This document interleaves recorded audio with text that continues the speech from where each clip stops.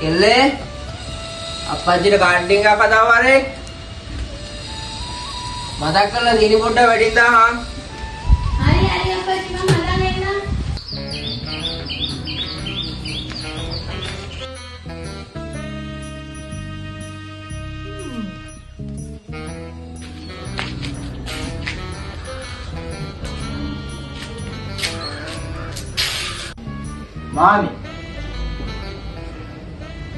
මාමි උදේ කො මාමි මම මාමට වැදගත් කාරණාවක් කියන්න මාමි ආවේ.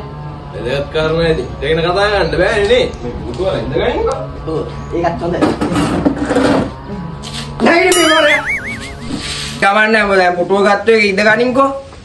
උඹට නම් පුටුවක් නැහැ කොල්ලෝ. හරි දැන් කියපන් උඹ ආපු කාරණාව. වැදගත් කාරණාවක් කියනවා මාමේ මේක very important කතාවක්. ඒකයි මම මාමා ගාවට හොයාගෙන ආවේ. හරි දැන් උඹ ආපු එක කියහන්කෝ. කියන්න කලින් මාමේ හොඳ දුක්ෂ ශක්තිය වන්න නැහැ. තෝරි තෝරේ මේ ගානාට්‍යයක් කියලා. එහෙම කියන්න එපා මාමේ. මම මේ මෙහෙට මට යානවා ඉඩකඩ සෑහෙන ප්‍රමාණයක් තියෙනවා. මම කොල්ල මෙහෙට එන්නේ. තෝ දැන් මට මේවා කියන්න ආයේ තෝගේ අවසන් කැමැත්ත ලියන්න කියලා ඈබල බල්ලෝ. එහෙම කතා කරන්න එපා මාමේ. දැන් මම දැන් මම ආපු කාරණාව කියන්නද?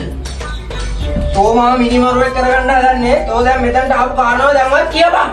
මාමේ මගේ නම UMP ස්ටිවන්. තෝර මුගේ නම ඇවිල්ලා UMP අෂාන්. ආයි මාමේ. කවුද මූ? මගේ මල්ලි. මට හිතුණා මෙතනින් පුටුව ඇතුළ ගද්දි. ඒකට මට කරන්න දෙයක් නැහැ. මගේ නම JVP දිල්ෂාන්. මාමේ ඒ වැඩක් නැහැ. මං කෙල්ලෙක්ට මාර විදිහට ආදරය කරනවා මාමේ. ඒ කෙල්ලත් මට එක පයින් ආදරය කරනවා මාමේ. අනේ අම්මා බල්ලා මගේ කෙල්ලෙක් වුණා නම් මම උගේ කඩනවා අනිත් පය.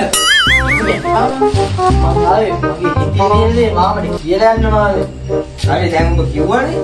දැන් ඉන්නේ. එද? අයියෝ නෑ මම පොඩ්ඩක් අන්ඩර්ස්ටෑන්ඩ් මාමේ.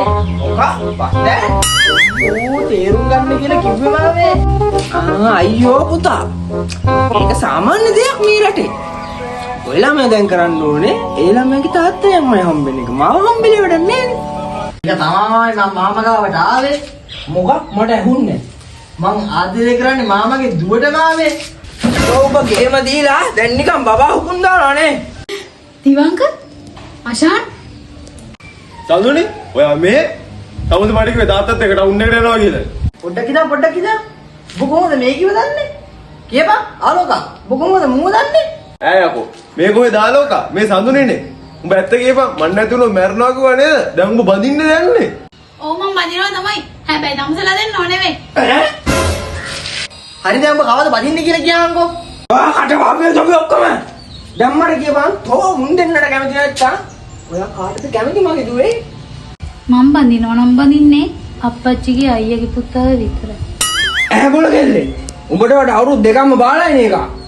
ඒක තමයි අප්පච්චිට යන ට්‍රෙන්ඩ් එක. මල්ල මගුලයි. වරද පිළිගන්නවා ඔබ සමග මා සිටියේ කාගේ තව කෙනෙක්ගේ වෙලා සිටිය බව කාටත් හොර රහසේ අඩුපාඩු නොතිබෙනා දෙවියෙක් නොවෙයි මෙනා දැන් ඔබට අමතකද මං